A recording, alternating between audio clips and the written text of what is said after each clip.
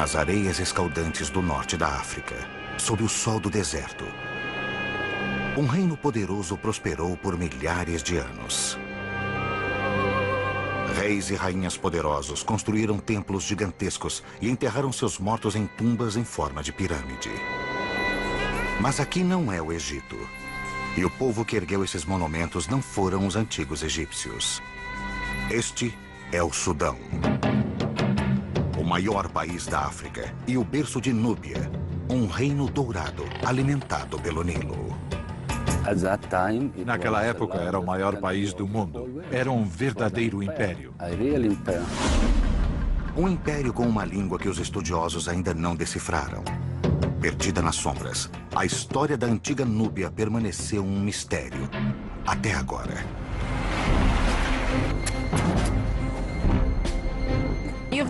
Temos a chance de achar algo pela primeira vez. Estamos escrevendo a história agora com as relíquias desse reino. Sob o solo, há provas de rituais sagrados.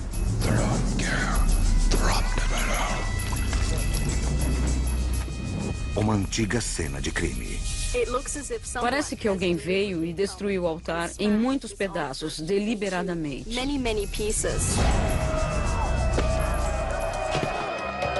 E uma invasão implacável que pode ter levado o poderoso império à ruína.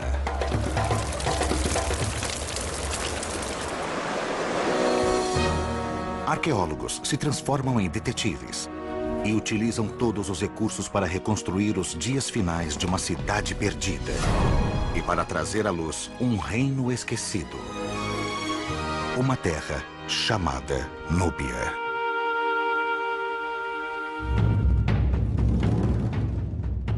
A antiga Núbia, onde hoje é o Sudão, surgiu como uma nação poderosa por volta de 2000 a.C., pouco depois de as primeiras dinastias egípcias terem criado seus reinos ao norte. Desde o início, os soberanos núbios e seus formidáveis exércitos de arqueiros eram vistos pelos egípcios como uma força a ser considerada, além de um adversário perigoso pelo controle da região ao sul do Nilo. Durante muitos anos, os faraós egípcios mantiveram seus adversários do sul sob controle. Mas os tempos mudaram. Os núbios viraram o jogo e conquistaram o Egito. Rivais na guerra, parceiros no comércio, a história dessas duas nações ficaria interligada durante milênios. Hoje, os egípcios são o foco das atenções. Mas a história de um de seus maiores rivais está começando a surgir das sombras. Os núbios eram africanos, artísticos e sofisticados. Eles prosperaram independentes do Egito por milhares de anos. Os abundantes veios de ouro trouxeram muita riqueza aos soberanos núbios. E os artesãos eram mestres em transformar o precioso metal em joias para adornar os membros da realeza. A cerâmica produzida pelos artistas núbios era considerada a mais bela do mundo antigo. Os arquitetos núbios não só construíram templos para um panteão singular de deuses, mas também revitalizaram as tradições egípcias. Hoje, o Sudão tem quase 3 vezes mais pirâmides que o Egito. Quando penso nos reis poderosos que governaram o Sudão, eu gosto muito de tê-los como os meus ancestrais. Sempre sinto que sou parte desse povo. Na década de 20, um arqueólogo de Harvard, George Breisner, escavou as tumbas magníficas de Núbia e criou a base de uma cronologia de reis e rainhas que se estende por mais de 1000 anos. Sabemos seus nomes, mas muitas de suas histórias ainda estão perdidas no código criptografado da escrita nubiana. Para decifrar essa linguagem, os arqueólogos sonham em achar uma nova pedra de Roseta, como a que foi usada para traduzir os hieróglifos egípcios em 1822. Seria fantástico se encontrássemos um documento assim. É o sonho dos estudiosos achar uma pista para decifrar um enigma desses. Hoje, um sítio magnífico. Uma cidade perdida na areia pode guardar o segredo que desvendará o passado de Núbia.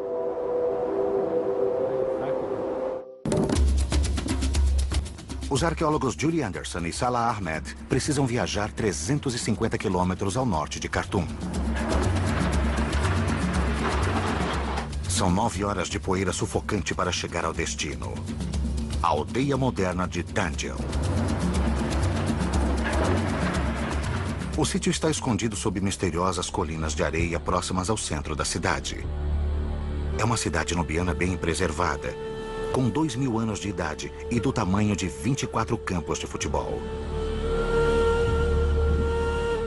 Os exploradores europeus passaram por este local isolado ao norte do Sudão no começo do século XIX. Eles deixaram registros em tijolos vermelhos de formato cilíndrico, mas só depois que Julie e Salah exploraram o sítio há 3 anos, que a existência de uma antiga cidade foi finalmente confirmada.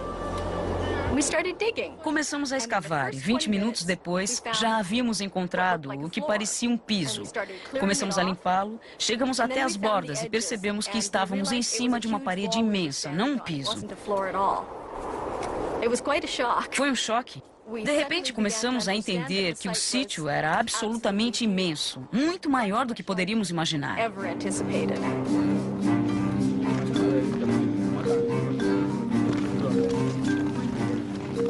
Desenterrar a cidade levará muitos anos e uma força imensa de trabalho. Terá que remover incontáveis baldes de areia.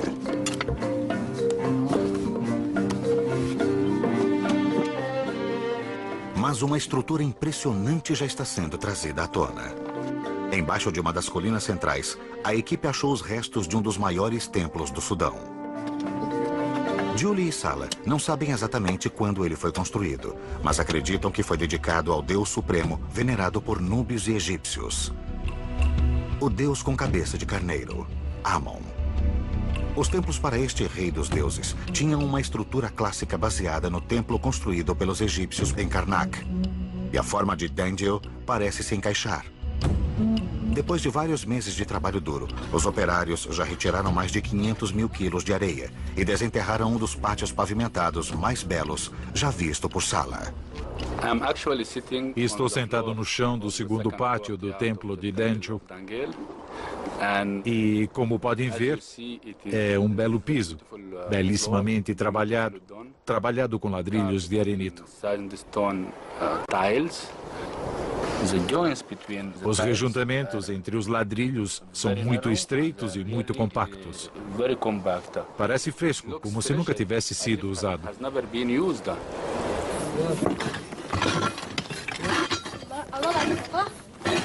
Em outra parte do templo, Julie desenterra os restos de uma enorme coluna de arenito. Enterradas por séculos, as figuras talhadas ficaram protegidas da ação corrosiva do vento e da areia. É lindo e tem um umbigo pequeno. Realmente lindo. É. E bem preservado. Ele está usando um kilt e tem uma barriga meio grande. É bonito. Ele traz ânforas de água, uma aqui e outra aqui. Na verdade, eles estão jogando água como uma oferenda, uma libação para o Deus. Vamos limpá-lo melhor. Nesse clima escaldante, não é surpresa encontrar ilustrações de oferendas de água no templo. A água é vida. No verão, a temperatura aqui chega a 50 graus. Por isso, a água é uma oferenda muito bem-vinda.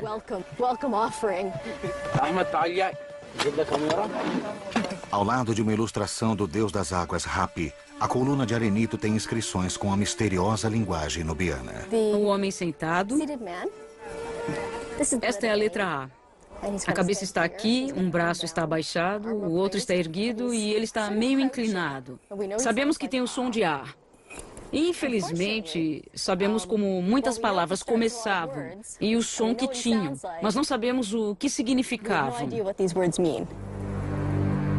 Os núbios criaram seu alfabeto por volta de 200 a.C., quando o reino ficava na cidade de Meroé. Como parte de um renascimento cultural, os meroítas, como eram chamados, substituíram os hieróglifos egípcios por sua própria língua escrita. Até que ela seja decifrada, os estudiosos só conseguem ler o que as outras culturas daquela época escreveram sobre a Núbia. Há alguns registros sobre o reino de Meroé, de fontes externas. Historiadores gregos escreveram sobre Meroé. Eles tiveram contato com o Império Romano e, claro, com o Egito. Mas não temos o ponto de vista dos meroítas. Quando lemos os escritos, é o próprio povo quem fala conosco sobre ele mesmo. Precisamos realmente achar algo parecido com a Pedra de Roseta, que foi encontrada no Egito e ajudou a decifrar os hieróglifos egípcios.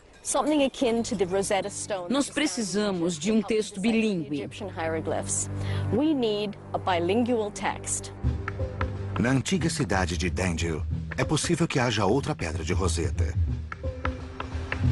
Sua localização no Nilo, ao sul de uma área de corredeiras chamada Quinta Catarata, garantia uma posição estratégica no centro das principais rotas de comércio para o interior da África. A Quinta Catarata é cheia de pedras e não é navegável. As rochas são tão cortantes que rasgam o fundo dos barcos. É preciso ir por terra e voltar para o Nilo em outro ponto. E este ponto fica na área de Dendil.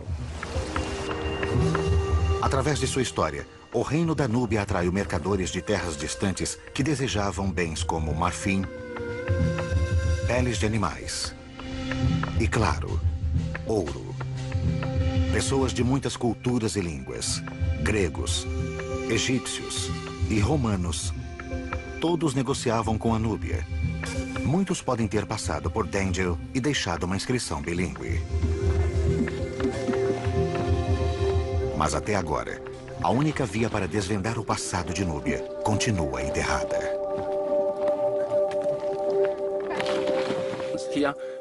Temos que cavar e pôr a mão na massa. Temos que desenterrar objetos para estudá-los, desenhá-los e analisar tudo isso.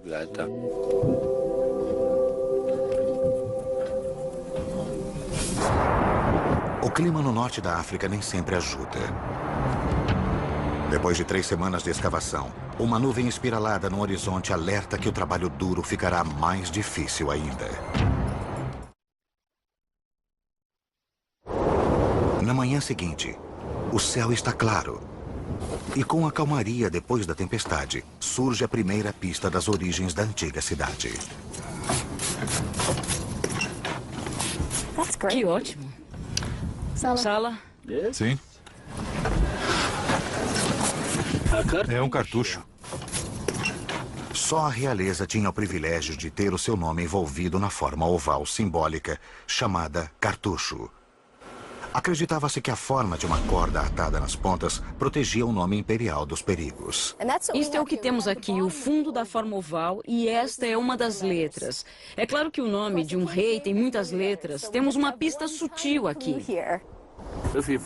Se descobrirmos o nome do rei no santuário, saberemos quem construiu o templo.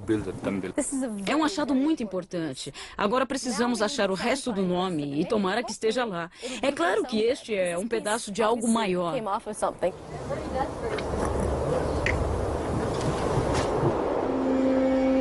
Embora Judy e Sala não saibam exatamente quem construiu o templo de Amon em Dendil, eles acreditam que data de 2000 anos atrás, do período dos Meroítas. Ele era a galinha dos ovos de ouro de Núbia, quando os grandes reis governavam de Meroé e eram sepultados no cemitério real, em tumbas de forma familiar. Influenciados pela proximidade com o Egito, os núbios ficaram impressionados com as tumbas gigantescas de Gizé e começaram a sepultar a realeza em suas próprias pirâmides. Eles adaptaram a forma, deixando as pirâmides com laterais mais íngremes.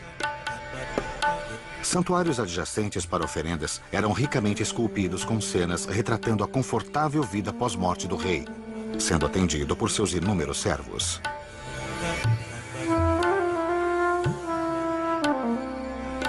Mas não só reis eram sepultados nas pirâmides de Meroé.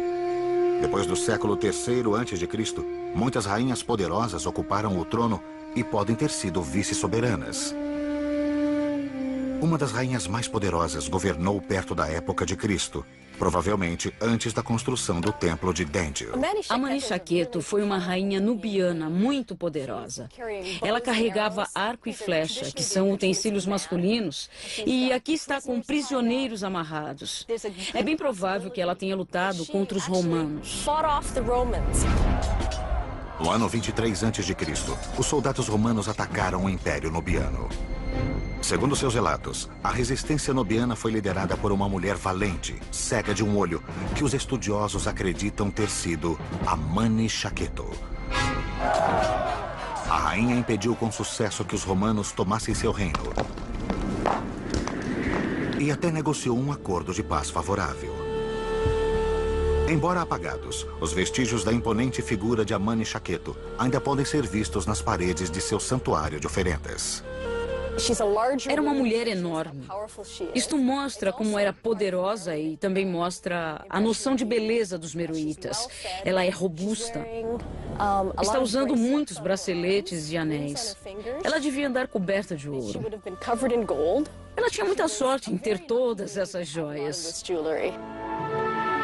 O depósito secreto real de Amani Shaketo foi redescoberto em 1834, quando um explorador italiano, Giuseppe Ferlini, viajou para o Sudão, ansioso, segundo ele, para fazer uma contribuição significativa para a história.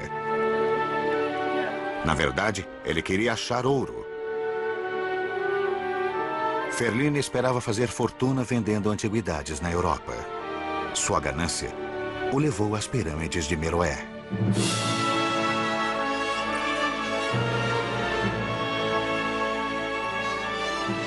De acordo com seu diário, Ferlini fez com que seus operários desmantelassem a tumba de Amani Shaketo, com quase 30 metros de altura. Uma das mais preservadas do cemitério. Enquanto seus homens trabalhavam sob o sol implacável do deserto, Ferlini descansava sob a sombra. A ação começou quando um operário o chamou do alto da pirâmide. Eu corri com o coração cheio de esperança para viver uma aventura fantástica. No topo da pirâmide, Ferlini viu que seus homens haviam descoberto uma câmara escondida sob as pedras. Dentro dela, uma tigela de bronze cheia de objetos embrulhados em linho. Ferlini havia encontrado o tesouro. À noite, levei os objetos para minha barraca. Depois que os operários foram dormir, estudei os objetos preciosos com minha alma cheia de alegria.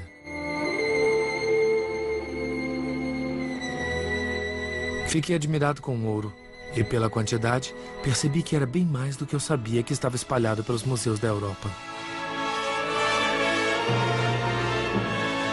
Ferlini havia descoberto uma quantidade estonteante de joias. Hoje, a maior parte deste tesouro está no Museu Egípcio de Munique. Braceletes de ouro, cobertos com faixas decorativas de vidro fundido.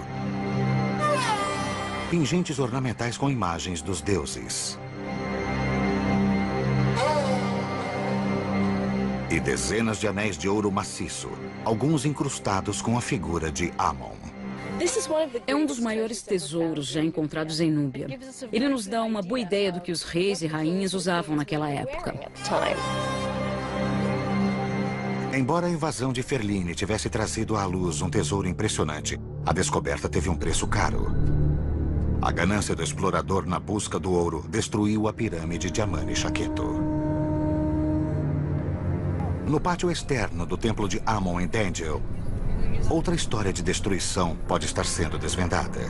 Essas ruínas talvez sejam o resultado de outra coisa, além do desgaste do tempo. Parece que o templo foi abandonado por algum motivo, mas não sabemos por quê. Sob o solo, surgem provas de um momento catastrófico na história de Dangel. É parte da viga de um teto. É um pedaço comprido de madeira de palmeira, mas está totalmente queimado. Virou carvão e dá para ver os pedacinhos da viga de palmeira se desintegrando. Achamos a parte da viga do teto que caiu depois de um incêndio muito grande neste átrio. Deve ter sido um incêndio aterrorizante, porque tudo está muito queimado. Dá para ver vestígios desse incêndio nas colunas, no piso, e há até um pedaço dele preservado. Achar esta camada tão queimada nos dá uma ideia de por que as pessoas fugiram daqui. Talvez tenha sido uma guerra, talvez o templo tenha incendiado acidentalmente. Não importa como tenha começado, o incêndio deve ter sido violento o bastante para que as pessoas fugissem do templo e talvez da própria cidade.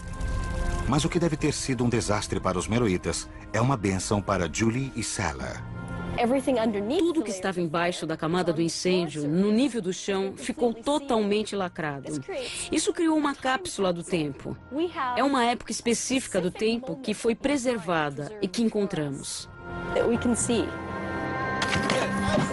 Se a teoria de Julie e Sala estiver correta, esse momento congelado no tempo pode corresponder aos dias finais do Império Nubiano. Os estudiosos sabem pouco sobre esse período, mas as escavações em Dangel podem ajudar a explicar como e por que o Reino Poderoso chegou ao fim. Para saber como o Império começou, temos que examinar os monumentos ao norte. Logo depois da Quinta Catarata do Nilo, está o lugar mais sagrado de toda a Núbia, Jebel Barkal, a Montanha Pura. Na base desse marco divisório fica o maior e talvez o mais antigo templo de Amon no país, com vista para uma faixa fértil do Nilo, que sustenta a vida há mais de 3.000 anos. Os templos e tumbas têm muito a contar sobre os primeiros anos do Reino da Núbia. Sala faz uma pausa nas escavações para fazer sua peregrinação anual até Jebel Barkal. Eu pego o carro, viajo 3 ou 4 dias e fico novo. Volto um novo homem. Primeiro, ele tem que atravessar o Nilo. Há poucas pontes nessa parte do país, por isso, os barcos fazem a travessia de uma margem para outra. Logo, Sala deixa o vale verde exuberante do Nilo e entra no território inóspito do deserto de Bayuda. A jornada o levará a 176 quilômetros a noroeste, por uma rota mergulhada na história. Ele segue a mesma rota que os grandes reis e rainhas percorriam para chegar aos templos em Jebel Barkal. É muito quente, é muito difícil dirigir aqui, mas eu adoro isso. No fim da estrada fica Karima, a cidade onde ele nasceu, no centro de Jebel Barkal. A própria montanha tem um volume imenso quando a olhamos com o resto da planície ao redor. De repente, você vê uma montanha com 100 metros de altura. Por isso é impressionante. Para o jovem Sala, que cresceu aos pés da montanha sagrada, Jebel Barkal e as ruínas ao redor eram uma presença constante. Eu gostava desta montanha quando era criança. Eu vim aqui toda sexta-feira e me divertia com meus amigos. Ao mesmo tempo, estas ruínas eram um mistério para mim. Eu tinha muita curiosidade em saber qual era o mistério desta montanha.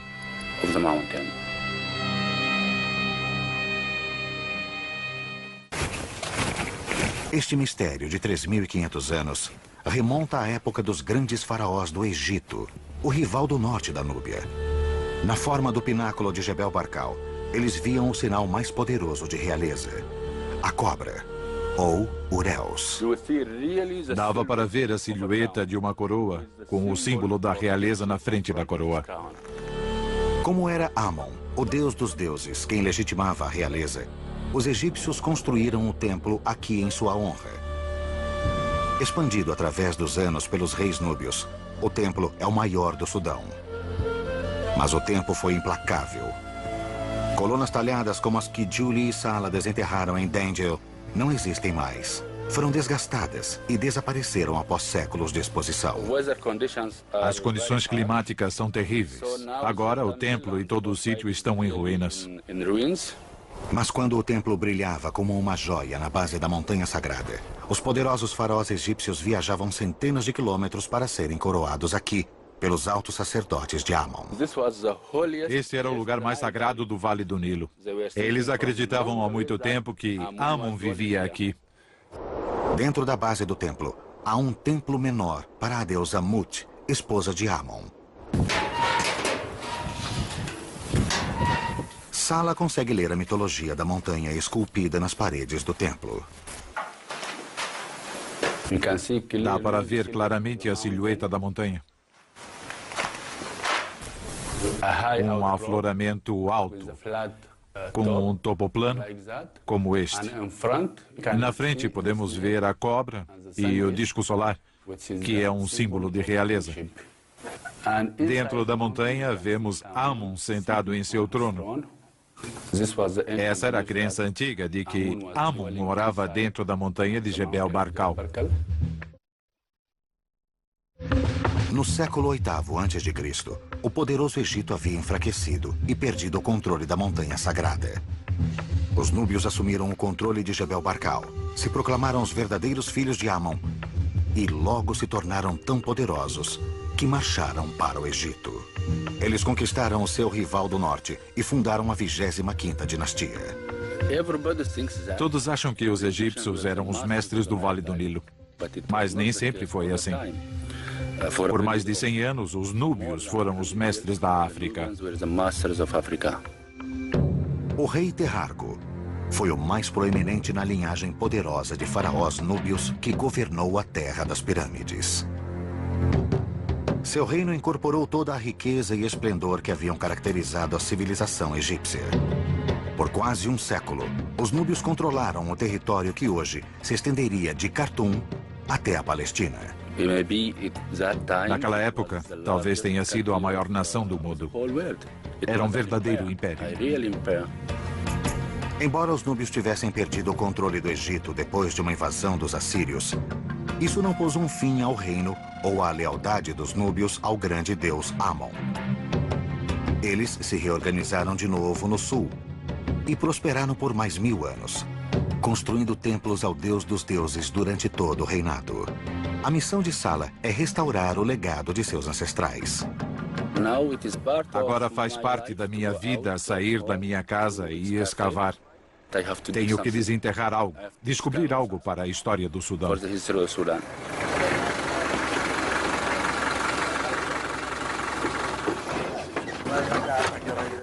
Salah volta para o templo em Dendil e para um novo desafio. Ele procurará seus ancestrais em seus túmulos. Nos limites da cidade, dentro da falha de uma pedra do cemitério moderno de Dendil, os operários de um projeto de irrigação descobriram um antigo local de sepultamento. A máquina que cavou o canal passou por cima da sepultura. Esse é ruim? Ela destruiu pelo menos 9 ou 10 sepulturas. Mas, por outro lado, foi a razão da descoberta do cemitério. Por isso, é bom e ruim. Salah acredita que as pessoas enterradas neste cemitério são as mesmas que veneravam os deuses no templo. Isso é fantástico, ter a vida e a morte ao mesmo tempo. Assim é possível completar a história da população como um todo. No templo, Julie e a equipe de escavação continuam a batalha contra o calor e as tempestades de areia, esperando desvendar mais mistérios do templo de Amon. A remoção de mais 1 metro de areia revela mais das colunas de arenito e uma figura familiar, o deus do Nilo, chamado pelos núbios de Hapi. O deus das águas foi retratado várias vezes no pátio interno.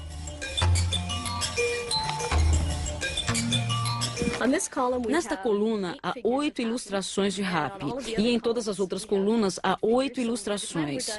Quando terminarmos, teremos desenhado 32 figuras de Hapi. Ele é o deus do Nilo e aqui está carregando ânforas cheias de água.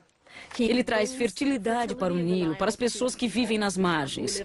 Por isso, Hapi era tão importante para as pessoas que viviam aqui. Sem o Nilo, sem suas águas, elas morreriam.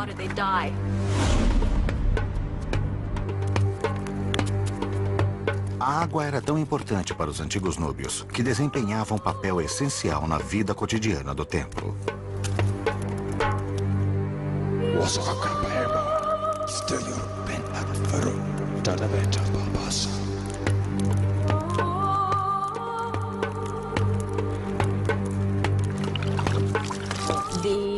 Os sacerdotes ofereciam libações para os deuses. Aqui, em especial, devia ser o deus Amon. Isso envolvia água em abundância, ou talvez leite, no altar, que eram oferecidos ao Deus.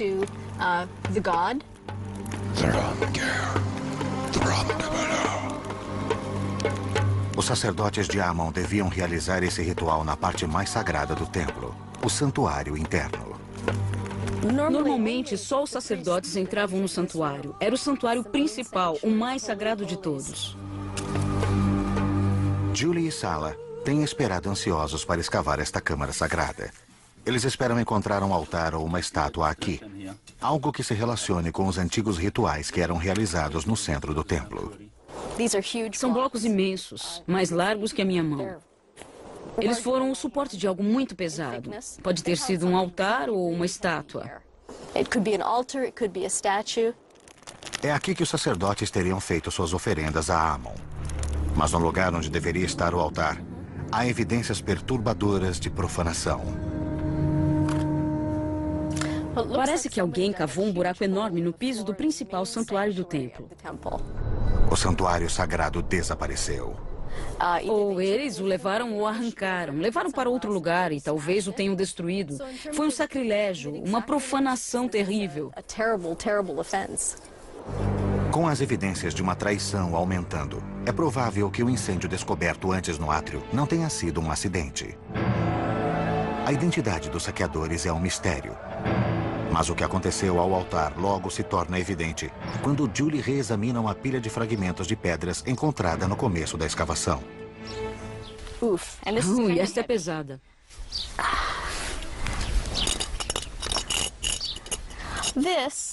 Esta é uma das pontas superiores de um altar. E é muito pesada. Por isso foi preciso muita força para quebrar o altar em tantos pedaços como vemos aqui. Felizmente, embora o altar tenha sido destruído, um pedaço crucial permaneceu intacto. Nós viramos este pedaço. É o pedaço que faltava do cartucho e que Julie e Sala estavam procurando. Agora eles podem decifrar o nome do soberano que construiu este templo, e ele não era um rei. Seu nome era Mari-Calha. É um dos nomes da rainha Amanitari. O templo não é mais anônimo. Agora ele tem um soberano e uma era.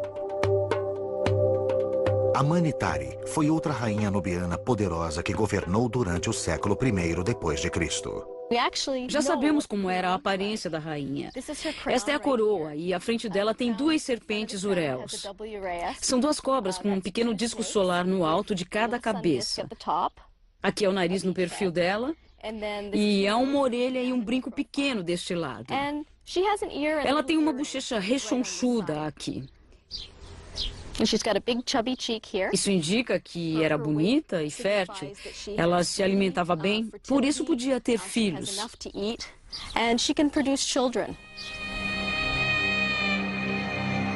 A rainha Amanitari e seu rei corregente Natakamani reinaram na Núbia durante o tempo de Cristo. O casal poderoso honrou os deuses construindo mais templos do que quase todos os soberanos núbios. A estrutura no sítio de Nagá, a 200 quilômetros ao sul, é um testemunho impressionante da devoção do casal. Uma alameda de estátuas de carneiro que levava ao templo, prestando tributos a Amon, dá uma pista do que as areias de Dengel ainda podem ocultar. Como todos os soberanos núbios, o rei Natakamani e a rainha Amanitari teriam sido oficialmente coroados primeiro em Jebel Barkal. De lá, eles devem ter visitado os templos mais importantes de seu reino, como Dengel, para serem coroados numa cerimônia pelo deus Amon. Amanitari e Natakamani chegaram ao templo de Dengel de barco, navegando nas águas do Nilo. Depois eles devem ter seguido até o santuário principal. A estrutura do templo de Amon deve ter surgido como uma miragem no horizonte. Perto do templo devia haver dois portões maciços bloqueando a entrada, escondendo os segredos lá dentro. Liderados pelos altos sacerdotes, a rainha Amanitari e o rei Natakamani devem ter entrado no templo seguidos por seus cortesãos até o santuário interno. Eles devem ter acendido incensos. O lugar devia ficar enfumaçado com o aroma do incenso de olíbano. Devem ter feito oferendas ao deus Amon. E os sacerdotes de Amon, porta-vozes do deus Amon, indicavam um sucessor, quem seria o próximo rei, e a coroação acontecia. O rei era oficialmente coroado por Amon. Provavelmente isso era feito por seu representante, o alto sacerdote de Amon.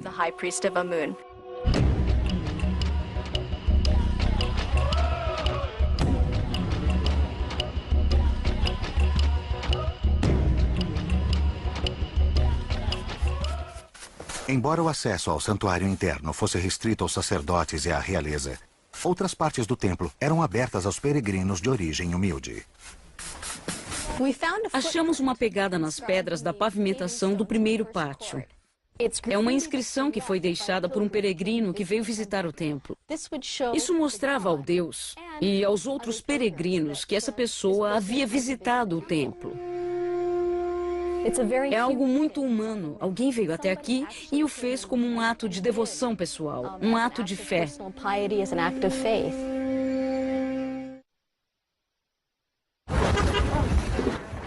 Com a descoberta do cemitério nas proximidades, Julie e Sala encontraram um elo ainda mais direto com o passado. Dentro destas sepulturas antigas, eles podem ficar face a face com o povo que frequentava este templo há quase 2000 anos. Sala começa a escavação de uma nova tumba mantida intacta pelo canal de drenagem. Simplesmente espanando assim, eu posso descobrir ou notar qualquer atividade antiga nesta superfície.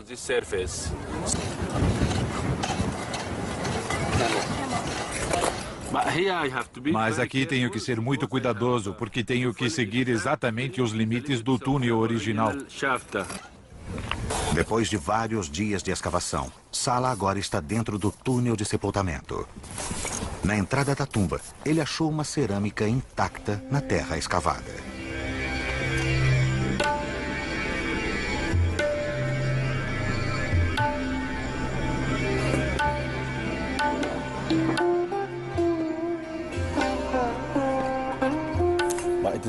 É uma bela cerâmica.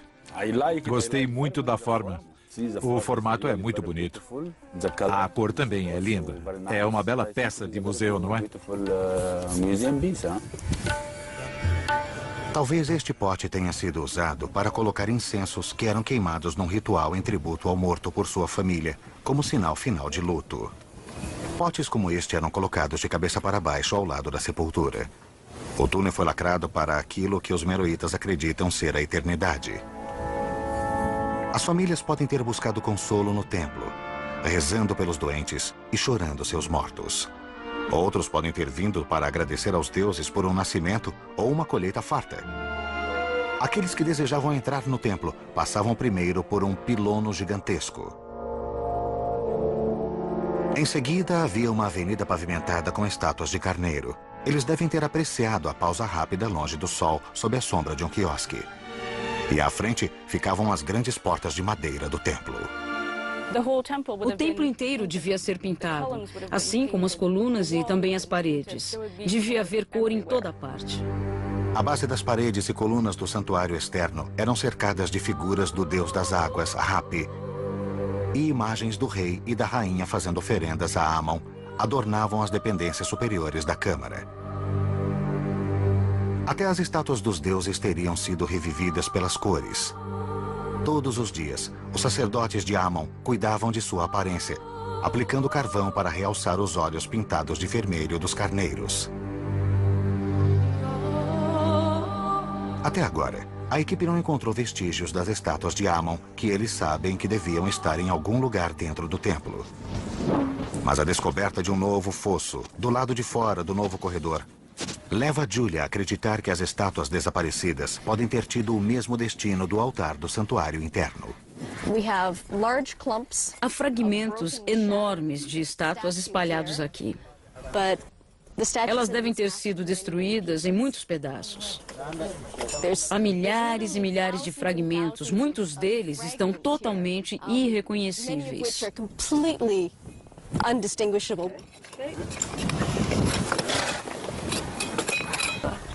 Depois de horas de escavação, finalmente, algo que eles conseguem reconhecer.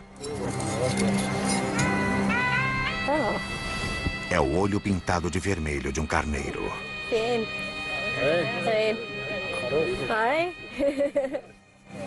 Os olhos de carneiro eram assim. Isso mostra que era uma estátua de carneiro e estávamos procurando especificamente carneiros, porque é um animal que representa Amon. Embora as estátuas de carneiro do templo de Amon em Naga ainda estejam intactas depois de tantos anos, as estátuas de Dengel tiveram um destino bem mais obscuro.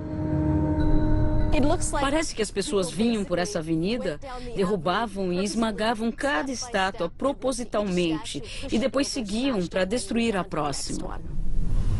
Foi um trabalho duro, mas os destruidores não vinham de mãos vazias.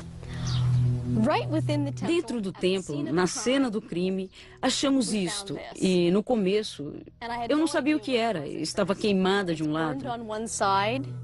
É uma pedra muito pesada e ela cabe direitinho na mão. Analisamos um pouco mais a pedra e percebemos, pelas superfícies atingidas, que ela foi usada como um martelo. A hipótese é que uma pedra destas pode ter sido usada para quebrar as estátuas de carneiro e o altar e deixá-los em muitos pedaços.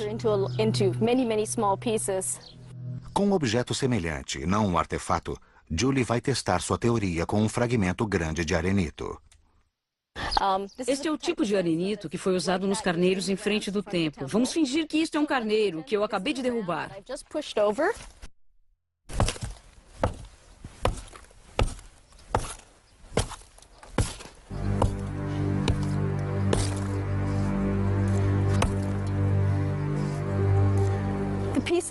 As pedras estão quebradas em pedaços pequenos e cortantes.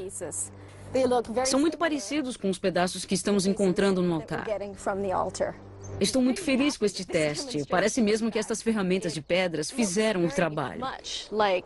Temos um crime para decifrar aqui. Tudo parece apontar para uma invasão. Uma força poderosa, cruel e determinada, invadiu Dengel e destruiu totalmente o templo sagrado. Os invasores pilharam o santuário, erradicaram as referências aos soberanos núbios e destruíram os símbolos de seus deuses. Eles roubaram todos os objetos de valor. E num gesto final,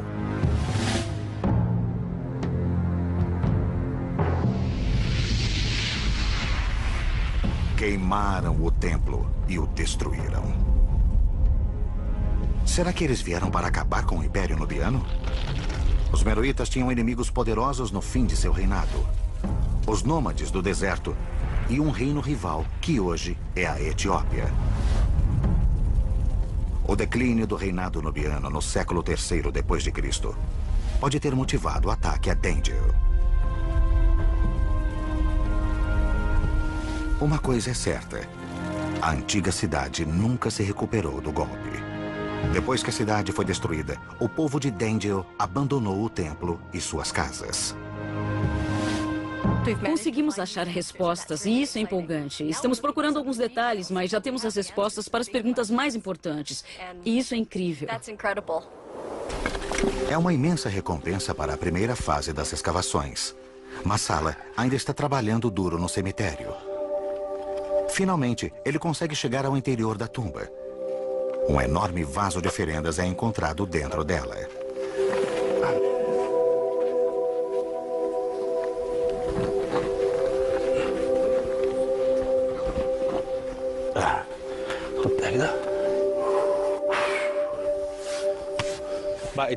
É muito bonito. Eu gosto muito da forma desta cerâmica. Elas eram usadas para guardar líquidos. Geralmente são encontradas nas entradas das sepulturas para proteger os mortos. Aqui nesta sepultura está lacrado o momento completo da história. É muito emocionante conseguir encontrar os ossos e o corpo inteiro. Mas, ao mesmo tempo, estamos lidando com um ser humano. Alguém que era agricultor ou criava animais.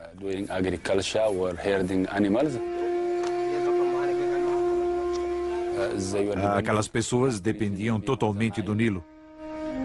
E viviam como vivemos hoje, talvez até com as mesmas atividades.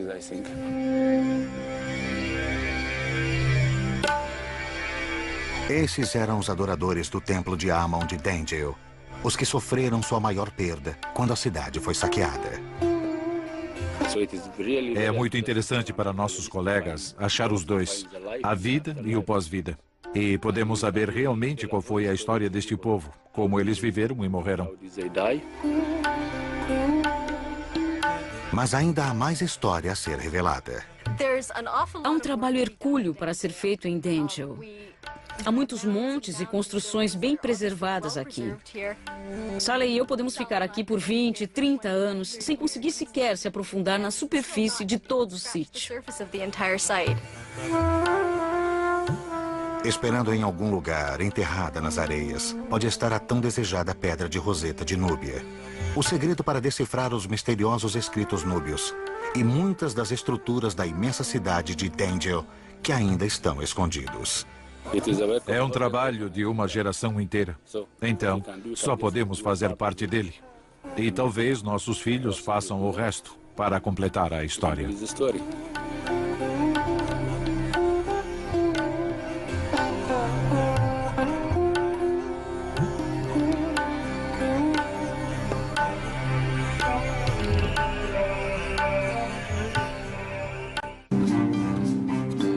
Versão brasileira Vox Mundi.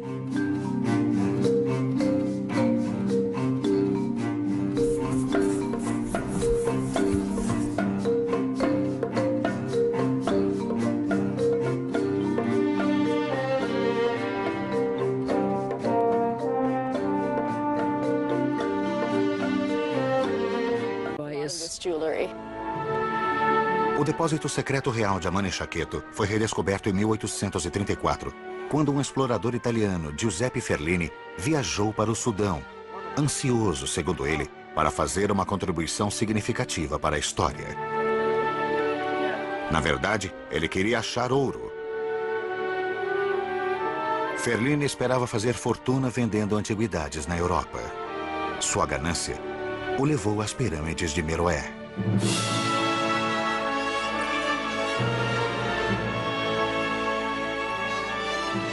De acordo com seu diário, Ferlini fez com que seus operários desmantelassem a tumba de Amane-Chaqueto, com quase 30 metros de altura. Uma das mais preservadas do cemitério. Enquanto seus homens trabalhavam sob o sol implacável do deserto, Ferlini descansava sob a sombra. A ação começou quando um operário o chamou do alto da pirâmide. Eu corri com o coração cheio de esperança para viver uma aventura fantástica. No topo da pirâmide, Ferlini viu que seus homens haviam descoberto uma câmara escondida sob as pedras. Dentro dela, uma tigela de bronze cheia de objetos embrulhados em linho. Ferlini havia encontrado o tesouro. À noite, levei os objetos para minha barraca. Depois que os operários foram dormir, estudei os objetos preciosos com minha alma cheia de alegria.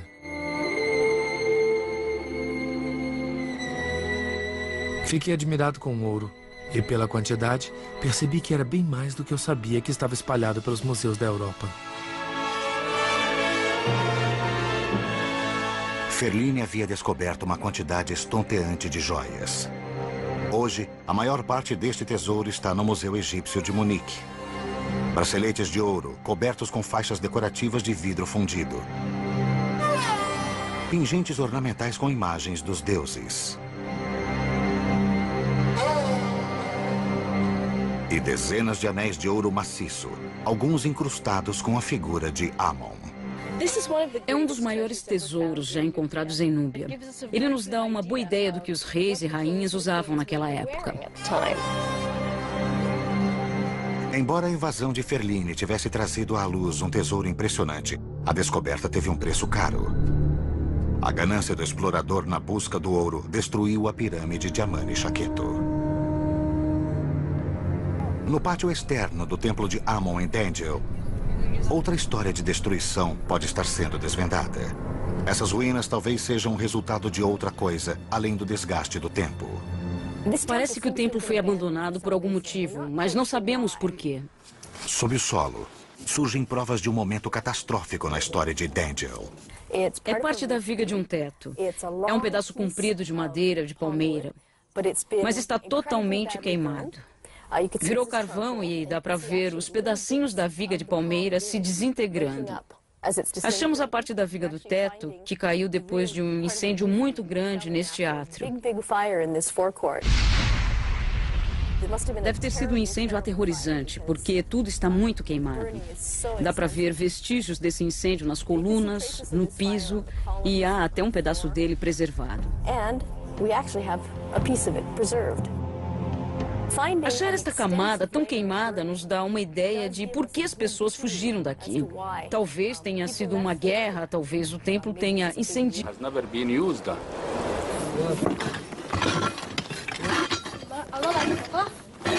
Em outra parte do templo, Julie desenterra os restos de uma enorme coluna de arenito.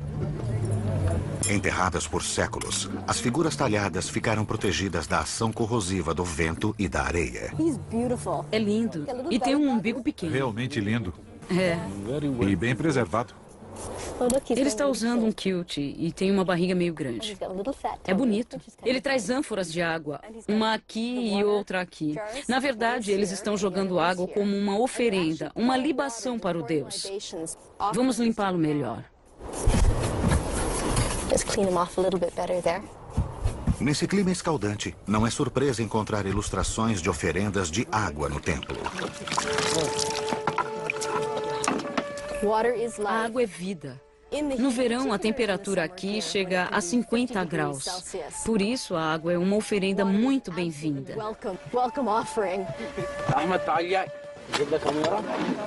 Ao lado de uma ilustração do deus das águas, Hapi, a coluna de arenito tem inscrições com a misteriosa linguagem nubiana. O homem sentado. Esta é a letra A. A cabeça está aqui, um braço está abaixado, o outro está erguido e ele está meio inclinado. Sabemos que tem o som de A. Infelizmente, sabemos como muitas palavras começavam e o som que tinham, mas não sabemos o que significavam. Os núbios criaram seu alfabeto por volta de 200 a.C., quando o reino ficava na cidade de Meroé. Como parte de um renascimento cultural, os meroítas, como eram chamados, substituíram os hieróglifos egípcios por sua própria língua escrita. Até que ela seja decifrada, os estudiosos só conseguem ler o que as outras culturas daquela época escreveram sobre a Núbia. Há alguns registros sobre o reino de Meroé, de fontes externas. Historiadores gregos escreveram sobre Meroé. Eles tiveram contato com o Império Romano e, claro, com o Egito. Mas não temos o ponto de vista dos meroítas. Quando lemos os escritos, é o próprio povo quem fala conosco sobre ele mesmo. Precisamos realmente achar algo parecido com a Pedra de Roseta, que foi encontrada no Egito e ajudou a decifrar os hieróglifos egípcios.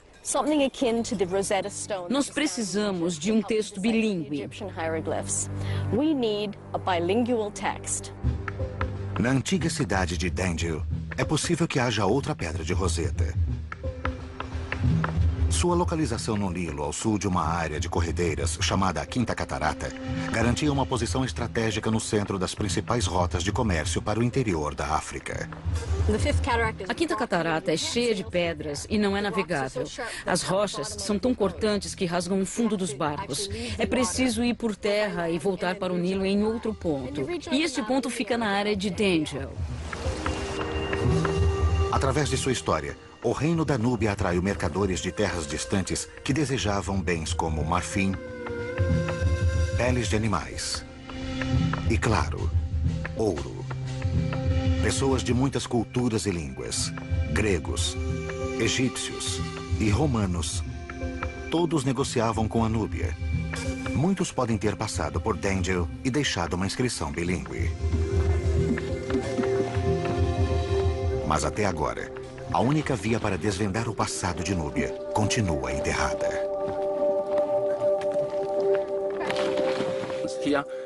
Temos que...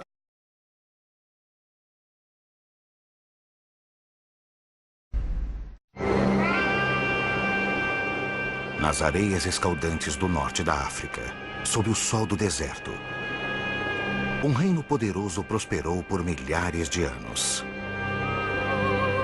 Reis e rainhas poderosos construíram templos gigantescos e enterraram seus mortos em tumbas em forma de pirâmide. Mas aqui não é o Egito. E o povo que ergueu esses monumentos não foram os antigos egípcios. Este é o Sudão. O maior país da África e o berço de Núbia, um reino dourado alimentado pelo Nilo. Naquela época era o maior país do mundo. Era um verdadeiro império. Um império com uma língua que os estudiosos ainda não decifraram. Perdida nas sombras, a história da antiga Núbia permaneceu um mistério até agora.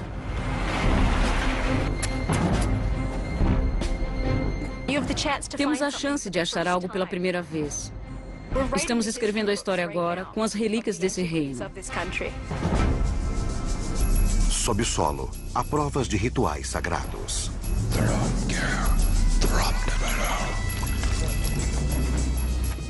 Uma antiga cena de crime. Parece que alguém veio e destruiu o altar em muitos pedaços, deliberadamente.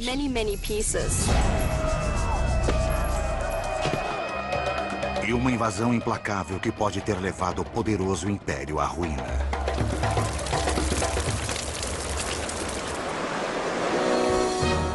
Arqueólogos se transformam em detetives e utilizam todos os recursos para reconstruir os dias finais de uma cidade perdida e para trazer à luz um reino esquecido.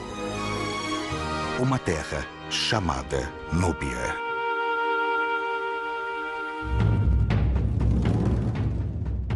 A antiga Núbia, onde hoje é o Sudão, surgiu como uma nação poderosa por volta de 2000 a.C., pouco depois de as primeiras dinastias egípcias terem criado seus reinos ao norte.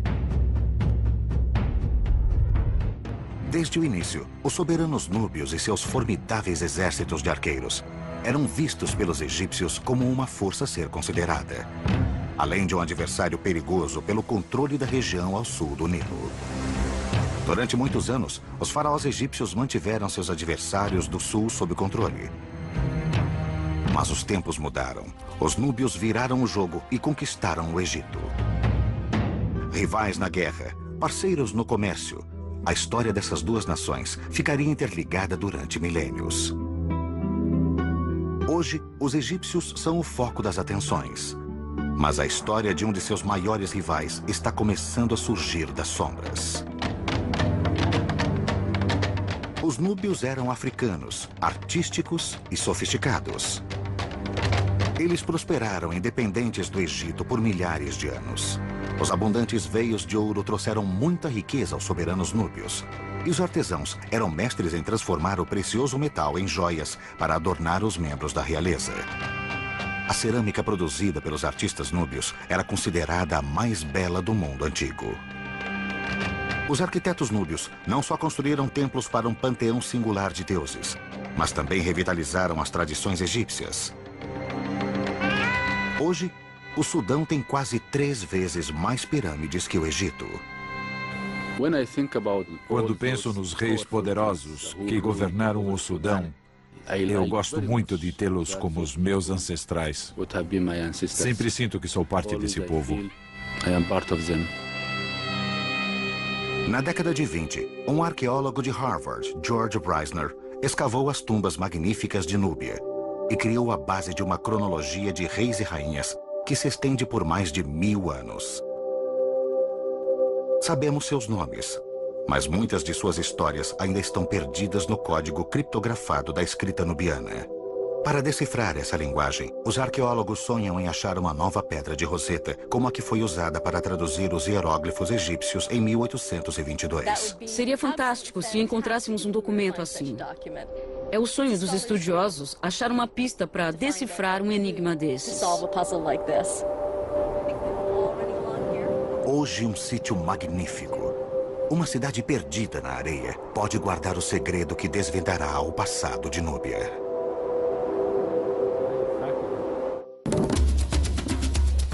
Os arqueólogos Julie Anderson e Salah Ahmed precisam viajar 350 quilômetros ao norte de Khartoum. São 9 horas de poeira sufocante para chegar ao destino. A aldeia moderna de Danjel. O sítio está escondido sob misteriosas colinas de areia próximas ao centro da cidade. É uma cidade nubiana bem preservada, com 2.000 anos de idade e do tamanho de 24 campos de futebol. Os exploradores europeus passaram por este local isolado ao norte do Sudão no começo do século XIX. Eles deixaram registros em tijolos vermelhos de formato cilíndrico, mas só depois que Julie e Salah exploraram o sítio há 3 anos, que a existência de uma antiga cidade foi finalmente confirmada. Começamos a escavar e 20 minutos depois já havíamos encontrado o que parecia um piso. Começamos a limpá-lo, chegamos até as bordas e percebemos que estávamos em cima de uma parede imensa, não um piso. Foi um choque. De repente começamos a entender que o sítio era absolutamente imenso, muito maior do que poderíamos imaginar.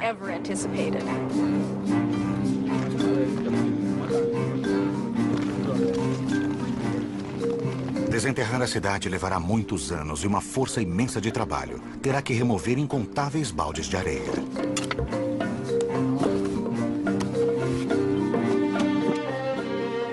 Mas uma estrutura impressionante já está sendo trazida à tona. Embaixo de uma das colinas centrais, a equipe achou os restos de um dos maiores templos do Sudão. Julie e Salah não sabem exatamente quando ele foi construído, mas acreditam que foi dedicado ao Deus Supremo, venerado por núbios e egípcios. O Deus com cabeça de carneiro, Amon. Os templos para este rei dos deuses tinham uma estrutura clássica baseada no templo construído pelos egípcios em Karnak. E a forma de Danjel parece se encaixar. Depois de vários meses de trabalho duro, os operários já retiraram mais de 500 mil quilos de areia e desenterraram um dos pátios pavimentados mais belos já visto por Salah. Estou sentado no chão do segundo pátio do templo de Danjel. E, como podem ver, é um belo piso, belíssimamente trabalhado com ladrilhos de arenito. Os rejuntamentos entre os ladrilhos são muito estreitos e muito compactos. Parece fresco, como se nunca tivesse sido usado. Cavar e pôr a mão na massa. Temos que desenterrar objetos para estudá-los, desenhá-los e analisar tudo isso.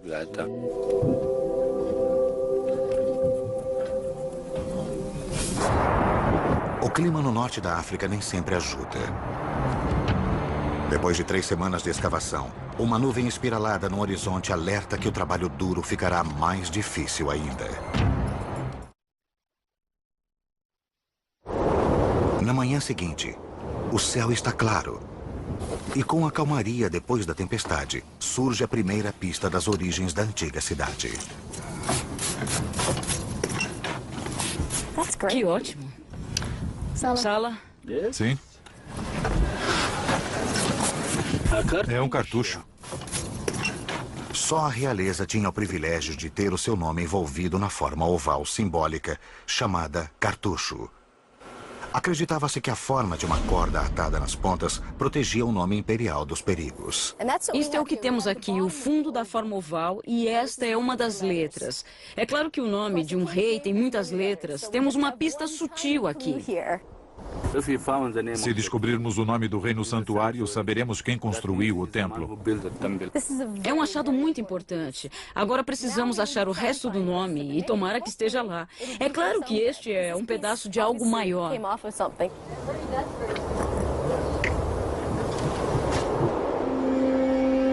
Embora Judy e Sala não saibam exatamente quem construiu o templo de Amon em Dendel, eles acreditam que data de 2000 anos atrás, do período dos Meroítas.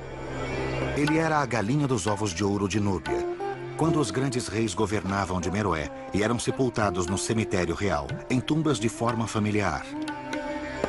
Influenciados pela proximidade com o Egito, os núbios ficaram impressionados com as tumbas gigantescas de Gizé e começaram a sepultar a realeza em suas próprias pirâmides. Eles adaptaram a forma, deixando as pirâmides com laterais mais íngremes. Santuários adjacentes para oferendas eram ricamente esculpidos com cenas retratando a confortável vida pós-morte do rei, sendo atendido por seus inúmeros servos.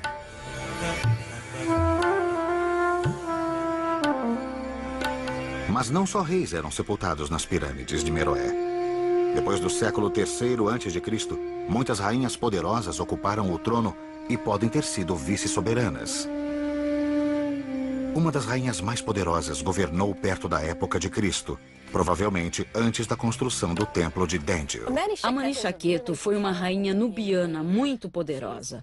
Ela carregava arco e flecha, que são utensílios masculinos, e aqui está com prisioneiros amarrados.